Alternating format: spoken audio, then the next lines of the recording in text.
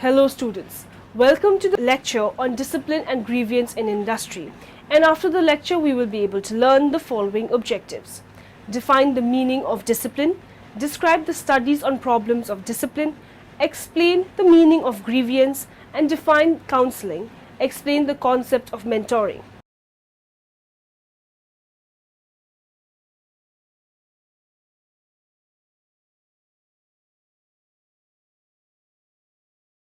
Let's start with a brief introduction to the discipline and grievance in industry. Discipline and grievance processes make sure that all workers are treated with fairness and in the same way and bring issues to management's attention that affects workers' day-to-day working lives. Disciplinary procedures make sure that a company's standards of conduct and performance at work are followed. They also provide a fair and humane method of dealing with workers who fail to meet these standards. A grievance procedure provides workers with the opportunity to raise concerns, problems or complaints and gives the company a way to monitor and resolve systematic issues that, if left unchecked, could lead to legal issues, strikes, high absenteeism, poor work morale and low labor productivity. Let's now take a look on the meaning of discipline. Discipline is very essential for a healthy industrial atmosphere and the achievement of organizational goals. Discipline in industry may be described as willing cooperation and observance of the rules and regulations of the organization. According to Grievance, discipline does not mean a strict and technical observation of right rules and regulations. It simply means working, cooperating and behaving in a normal and orderly way as any responsible person would accept an employee to do. Importance of discipline in industry. To ensure that employers and employee recognize each other's rights and obligations, to promote constructive cooperation between the parties concerned at all levels, to secure settlement of disputes and grievances by negotiation, cancellations, voluntary arbitration, maintain of discipline is a prerequisite for the attainment of maximum productivity not only of the workers but also of the whole nation. Dynamic of discipline. And I want to begin with the definition. Normally when we think about discipline, we think about it in a negative context. We think about somebody's been disciplined, they've been punished, they've been corrected, they've done something wrong perhaps, and now they're suffering some type of consequence for it. And that is a proper use of the term, and we're going to explore that further in some future videos in this series. But I want to talk about discipline from a little bit different context for just a moment. If you go and look at an older dictionary, like say maybe 1950 and before, you'll find a little bit different definition of this word discipline. In fact, I'm using a definition from a 1948 Webster's Collegiate Dictionary that my mother happened to have, and it says this. It says discipline is training that molds, corrects, strengthens, and perfects, get this, moral character. That's not my definition. That is the dictionary definition of the word discipline. Discipline is training. And if you think about it, it makes sense. Even when you're using discipline in a negative context, you're training the person, you're training the child perhaps, to correct their behavior, to strengthen and perfect their character. In fact, the word disciple comes from this same root word, discipline. The disciple is someone that is taught by someone else. So it's all about training. So in that context, you're all being disciplined right now. This is a disciplinary proceeding because you are receiving training, character-based training that's designed to mold, correct, strengthen, and perfect moral character. So the first thing, the foundation I want to lay in this dynamic of discipline, which quite frankly can be one of the most challenging dynamics in this entire series for me to communicate effectively, and I probably have more criticisms about this approach to discipline than any of the other dynamics, but bear with me if I can lay this foundation correctly. And the foundation is this, that whenever possible, discipline should be designed to restore the person into a proper relationship with his or her authorities. In other words, someone steps out from under authority. Our goal as leaders, as supervisors, is to use discipline to bring them back in, to use training to bring them back in under the the protection of authority. Now, I realize that is not always possible. Sometimes we'll have people that are unrestorable, either because of the nature of the offense that they have committed is so egregious, you can't even have them in the organization anymore, they've got to be terminated, they've got to be cut loose, or perhaps their character is just such that they are unrestorable, they have no interest in being under authority, and they're going to continue to be a renegade, and they're going to continue to undermine what's going on within the organization. And whenever you can, if you can do it legally, if you can do it within policy, then we want to separate ourselves from those individuals. They are the unrestorable spirit that we talk about in the dynamic of restoration.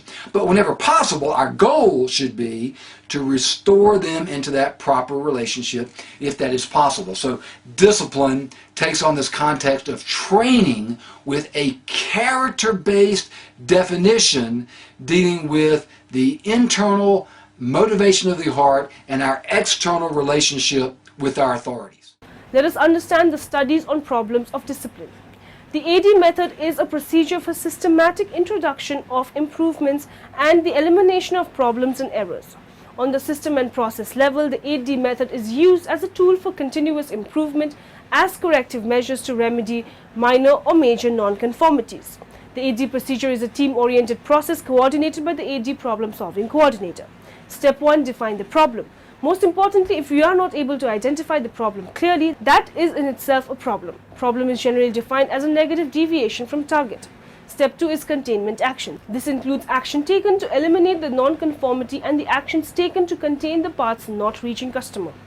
Correction, rework, accept under concession, internal audit, scrap or other application, increased inspection, additional operation. Step 3 and 4, investigation and verification of root cause. Seeking out the root cause of the problem by progressively identifying possible causes and then by analysis and data collection narrowing these down to the actual root cause. These may seem that long-winded and time-consuming, but in the long run is the only guarantee of success. Step 5. Identify and evaluate solution. A solution best applied to a problem that yields optimum results. A solution chosen by a team approach has the commitment of that team and it will succeed better than best solution. Consider the potential side effects of each solution. Step 6. Implement the action decided. Prepare a plan for implementation of the agreed solution. Once the plan has been implemented, then go on to collect data on the new situation to test the solution has worked. If the solution has been effective, you can go on the last phase. Step 7. Verification for effectiveness.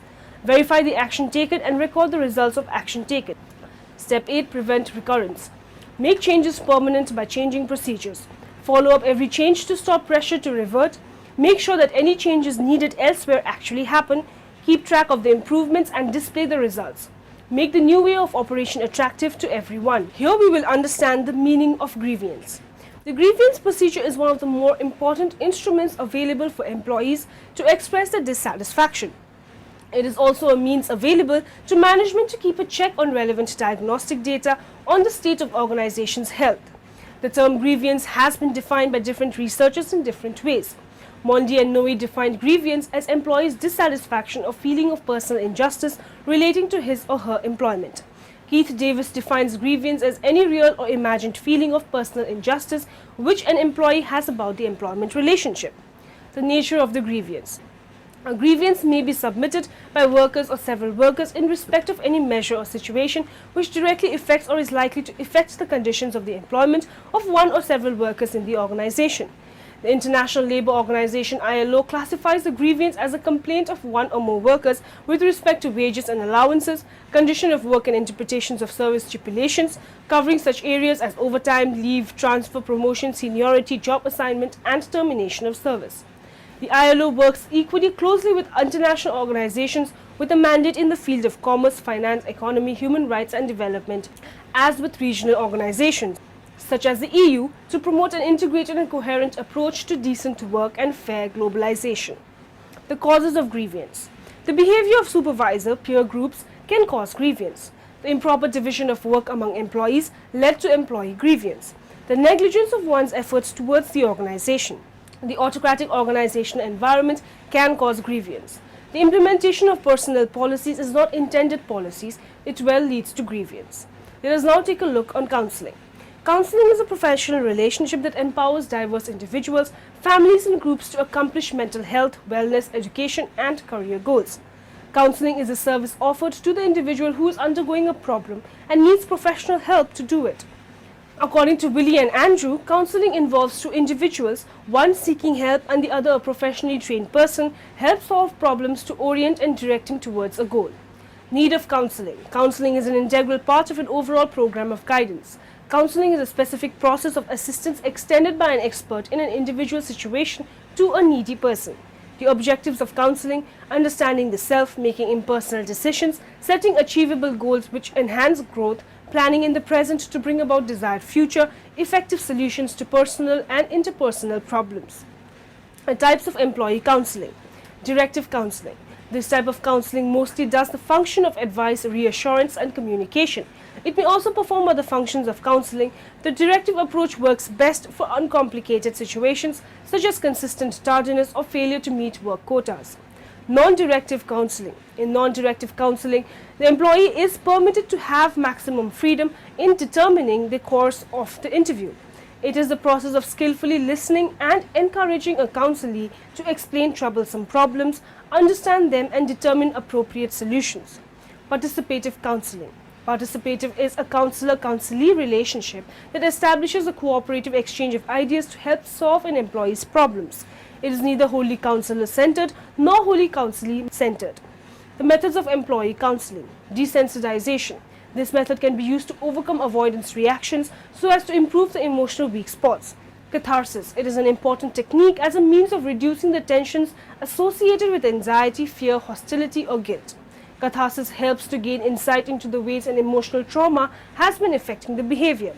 Insight. With the help of insight, one may find that he has devalued himself unnecessarily, or his aspirations were unrealistic, or that his childish interpretation of an event was inaccurate. Then he can overcome his weakness. Developing the new patterns. Developing new patterns becomes very often necessary when other methods to deal with weak spots remain ineffective. The counseling process. Step 1, you describe the changed behavior. Step 2, get employee comments on the changed behavior and the reason for it. Step 3, agree on a solution. Step 4, summarize and get a commitment to change. Step 5, follow up. Let's talk about the concept of mentoring. Mentoring is a term that is generally used to describe a relationship between a less experienced individual called a mentee or a protege and a more experienced individual known as a mentor. Psychosocial mentoring involves mentor roles such as counselor or friend, and career-related mentoring involves mentor roles such as a coach or a sponsor. An effective mentor may differ from the mentee in terms of gender, field of study, ethnic backgrounds, socioeconomic status, or disability status, although students may prefer a mentor who is a close match along many demographic variables. An awareness of the complex mentoring typology, including the various structures and roles associated with mentoring, should assist with innovative and effective research planning. The mentoring process. Mentoring is a learning process where helpful personal and reciprocal relationships are built, while focusing on achievement. Emotional support is a key element. The process of mentoring may be viewed under three models: the apprentice, competency, and reflective models. In the apprentice model, the mentee observes the mentor and learns. In the competency model, the mentor gives the mentees systematic feedback about performance and progress. And in the reflective model, the mentor helps the mentee become a reflective practitioner. One of the first things we need to realize is that mentoring is really the same as discipleship. The church is called to make disciples of all nations, and when we talk about mentoring, we're talking about discipleship. I'll use the term mentor and mentoree a lot through this course, but you could just as easily say discipler or disciplee, and it means the same thing. Most of this course is geared toward older adults mentoring younger adults, because that's what we do here at Eternity Bible College. But the principles clearly apply in any kind of a setting. If you happen to be mentoring if you are an older adult and you're mentoring someone who is more your age, the principles still apply. There'll be a few things that are very young adult specific, but most of it is going to be very applicable across the board. Let's look at a definition. Mentoring is where a more skilled or experienced person serves as a role model to a less skilled or experienced person for the purpose of promoting the latter's, that means the less skilled, personal and spiritual development. So it's a more experienced person walking with a less experienced person.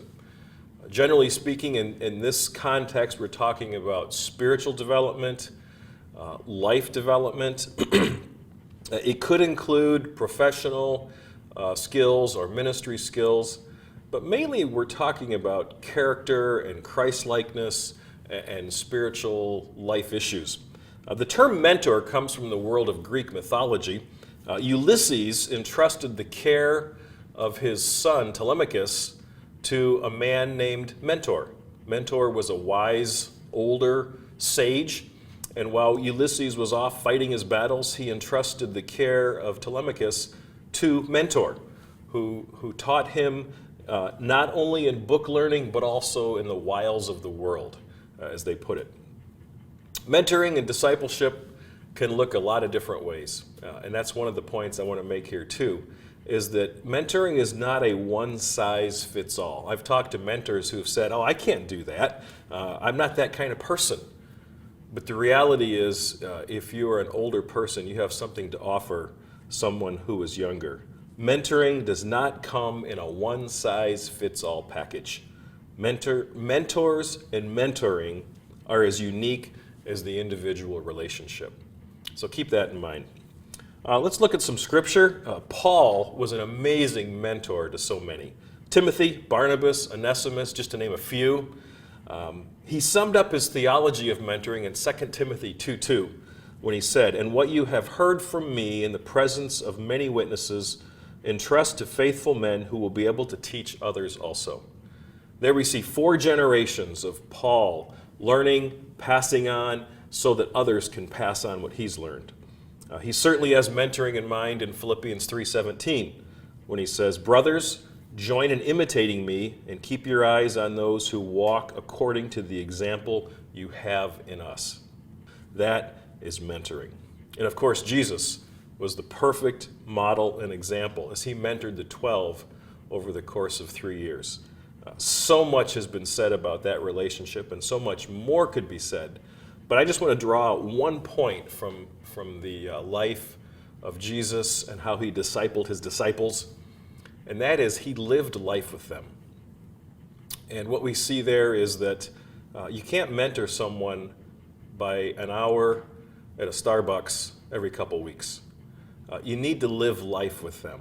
So as you mentor a student or someone else in your church, do what you can to spend as much time with you as you can with them, informally, at your house, activities. Live life with them. As they see you live the ups and downs of life, they learn from your example. Of course, it's not feasible, probably, in our culture to live 24/7. Jonathan and Sarah Edwards would often keep a student, a younger person, living in their home where they could see how they lived life. That was more the way it was done back then. Our lifestyle today, our culture doesn't allow that, but spend as much time as you can with your mentoree. There's an old African proverb that says, "Everybody has been young before, but not everybody has been old before." I love that. It is so packed with wisdom as you think about it and meditate on it. Keep it in mind as you invest in the lives of those who are younger than you. Everybody's been young before, but not everybody has been old before. Now in the end, let's summarize what we have learned in this lecture.